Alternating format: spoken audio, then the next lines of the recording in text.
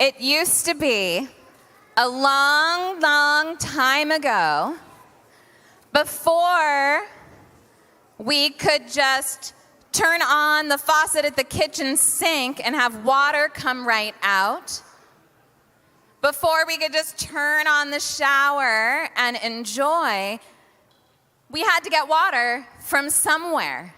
And so, in most households, someone or multiple people every single day, at least once, if not multiple times, would have to go somewhere to get water. They'd have to walk to a well, and it might be a long walk, and then they have to schlep back all of that heavy water.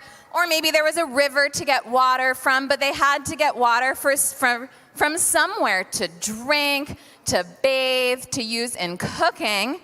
And some towns had someone who they called a water drawer, who would draw the water, and that was their job, to bring water back and forth and help people that way. So this story takes place a long time ago, before there was running water, before showers, before faucets and things like that.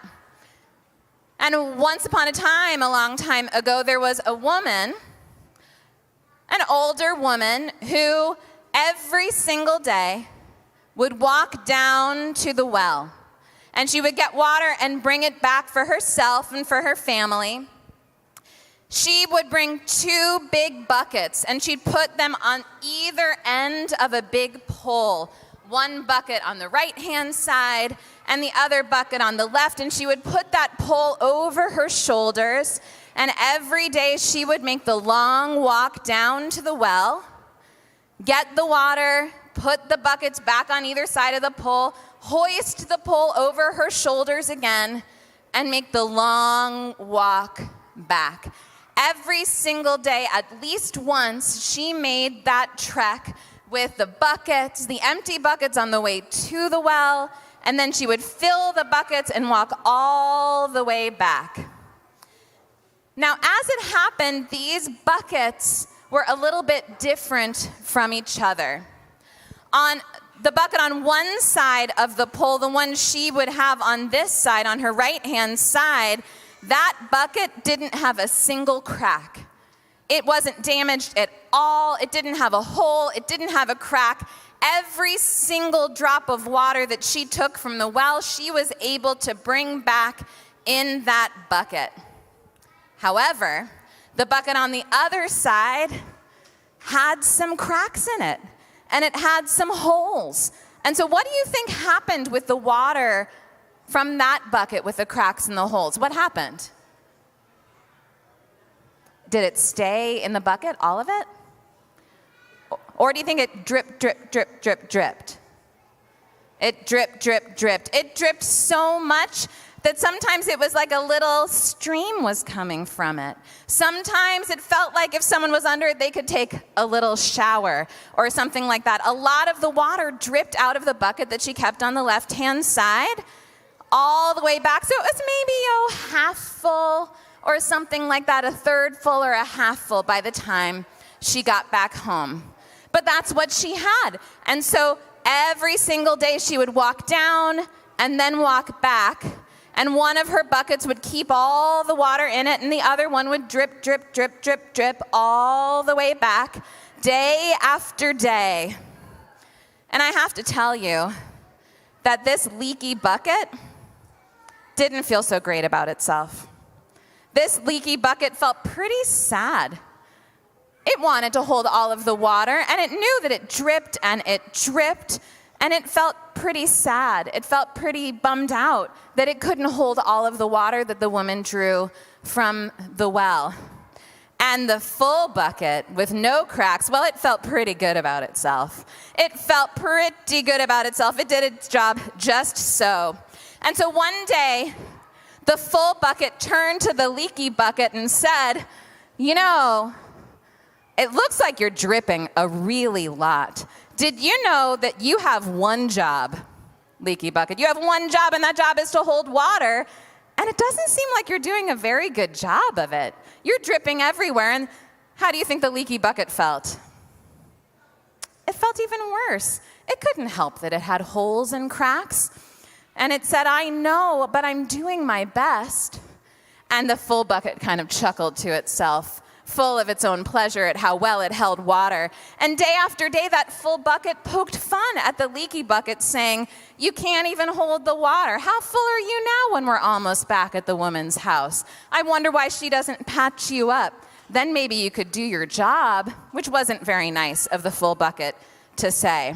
Day after day, this teasing went on until one day, after the woman had walked down to the well with her empty buckets, filled them with water, and was walking back, she again heard the full bucket start to tease. And so she said to the buckets, would you like to know why I haven't patched up the holes in the left-hand bucket? And the buckets, well, they really did want to know that. Why didn't you? They asked. And she said, okay, I want you, the bucket with no cracks and no holes, to look on your side of this path and see, tell me what you see. And the bucket said, okay, I'll do that. And it looked at its side of the path and it said, well, I see a lot of dirt. I see a couple weeds, but I don't see very much at all. There's dirt and there's gravel, and way in the distance I see some other houses. And the woman said, okay, thank you. And leaky bucket, can you tell me what you see on your side? And the leaky bucket said, well, I also see a lot of space. I also see a field, but I see beautiful flowers. I see beautiful flowers all on my side of the path. And the woman said, exactly, you didn't know this, but I knew that this bucket, you have cracks. And so I planted seeds. I planted wildflower seeds all along this path.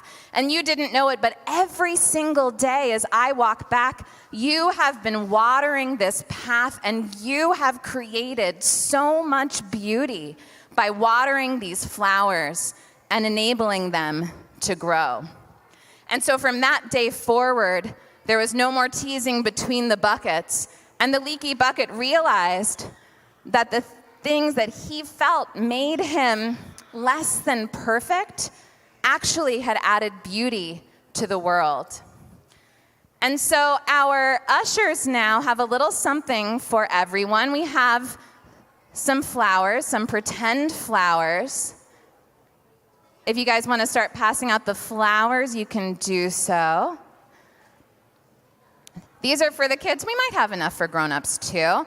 So my hope is that when you have this flower and when you look at it, you can remember that even though it's so important to always try to grow, and even though it's so important to always work on ourselves, sometimes the things we think make us imperfect actually make us wonderful and unique and can add beauty to our world. Let's remember, we were not made to be perfect. We were made exactly in the right way, with so much holiness and with the ability to bring beauty into our world. In this new year, may we each remember that, and may we each celebrate each other's uniqueness as well. Keni Hiratzon, may this be God's will. Amen.